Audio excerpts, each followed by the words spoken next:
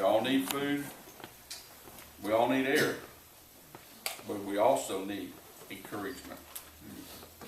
Very, very hard to live without encouragement. Almost impossible.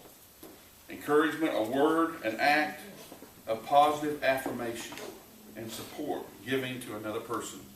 A smile, a kind word, a gracious spirit of thankfulness, even an honest dialogue. Encouragement. And yet, in our culture, there's a poverty of that. Meism reigns. It's all about me. It's not about you. It's all about me. So you give me encouragement and I'll take it and run. And even the businesses understand the need for encouragement. They call it something else. Positive interaction. Isn't that a great word? And they've proven that productivity goes down if there's not a great deal more positive interaction than there is negative. As you probably know, it's usually more negative than positive. That does not motivate and inspire good human behavior. Even in marriage, it's been said that 5 to 1, 5 positives to 1 negative, is the cutoff for a good marriage and a stable marriage. And anything less than that, 3 to 1 or less, probably will result in divorce. Isn't that amazing? So, how much more the people of the living God should express encouragement.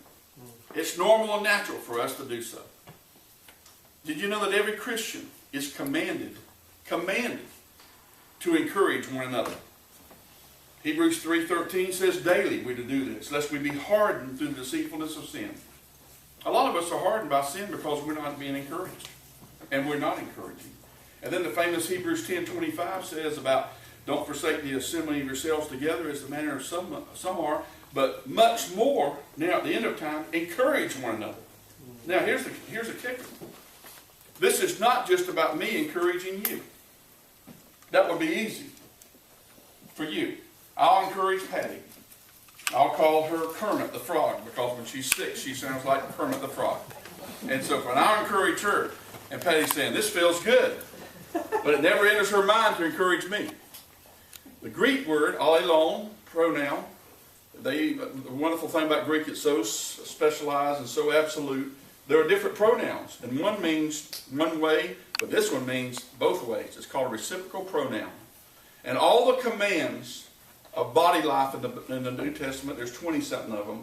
Love one another, pray for one another, all of those one another's, all reciprocal pronouns all day long.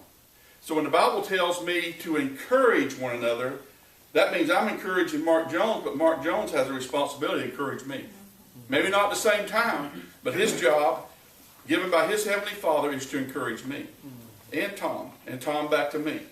See how that works? But if we don't do it that way, then we got what we got.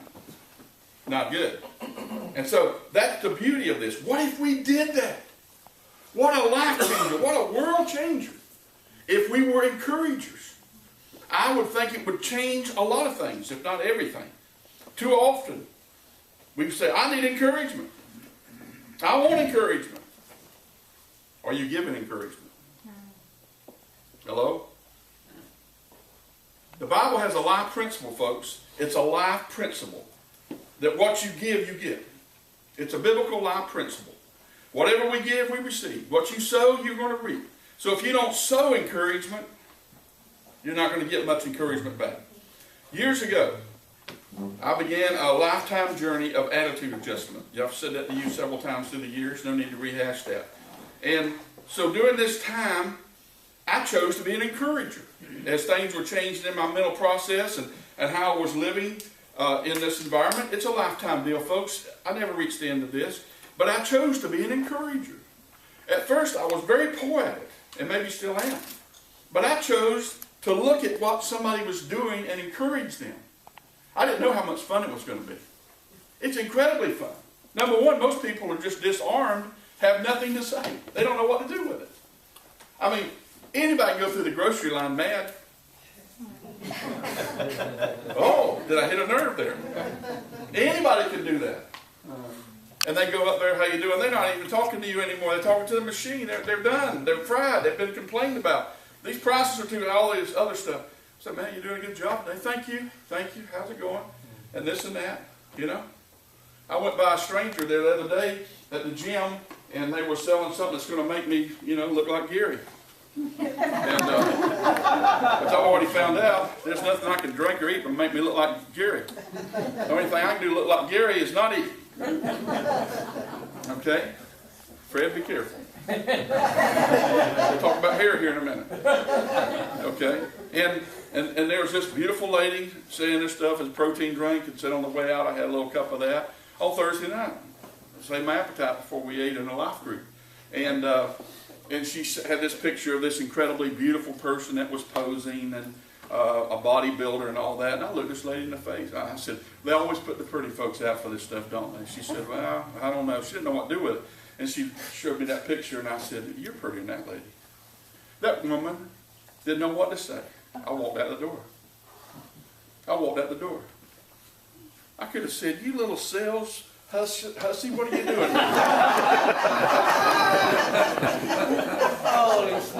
Holy smokes is what? It's fun. It's fun to encourage people. And this message is about encouragement, in case you're wondering. It's a hoot. You just can't believe it. And when you do that, you'll be more blessed than you ever thought you'd be. And let me tell you something I'm learning. I'm just learning this right now, so this is current.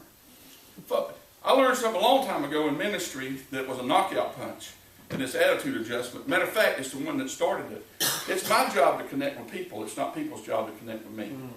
You know, a lot of you are sitting there, or maybe you're listening on some vehicle we have for this message, and you're waiting for people to connect with you.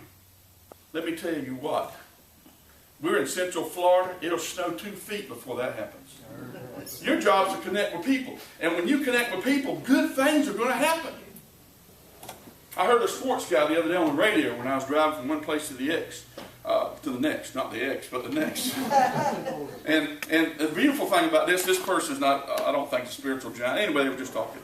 And they were talking about luck. Did you know that doctors have studied luck? They picked 50 extroverts and 50 introverts and studied them for 1 year. And they found out the extroverts are more lucky than the introverts. Imagine that. And here's what this crazy nut on TV, on the radio said. He said, that's because they're connecting. They're talking. They're having relationships. And good things happen from that. He said, personally, I can't stop talking. I raised my hand and said, hey, brother, I understand.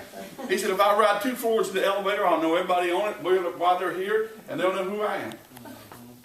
He said the other day, he's in New Orleans. There's a big football game today. It's Super Bowl Sunday. And he was there to cover that, and he said, I got to quit doing this. This is really bad. I'm talking to everybody.